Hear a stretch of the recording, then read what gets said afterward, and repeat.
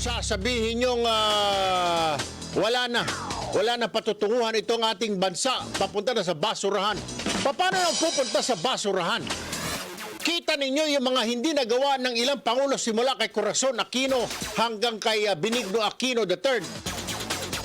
Hindi nagawa ang napakasimpleng paglilinis sa Manila Bay na yan. Napakasimple ha. Hindi pa ginagamitan naman kung ano-ano yan.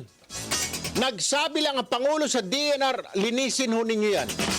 At pagkatapos maraming dumating na volunteer, dinalinis ang Manila Bay.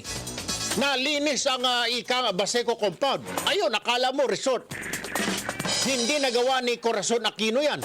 Correct ka dyan. Hindi nagawa ni Fidel Ramos yan, ni Estrada, ni Gloria, lalo na ni Benigno Aquino.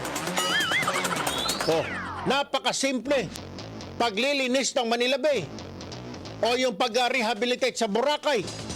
Sus Mariusep. Hindi mga nagawa ng ilang pangulo, nagawa ng mamang ito na sinasabi ninyong diktador. Sus Mariusep. Sabi nga ng ilan, diktador na kung diktador. Eh kung ganito naman pala ang diktador, kaya linisin ang ating bayan. Diktador na kung diktador, kung kaya namang ibigay ang libreng pagpapagamot sa lahat. Diktador na kung diktador, nakakapagpagawa ng mga tren, ng mga modern transport. Diktador na rin kung diktador.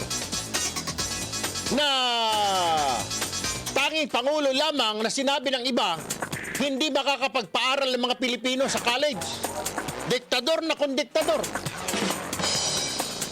Sino bang pangulo ang nakapagpaaral yung pre-college tuition? Sino?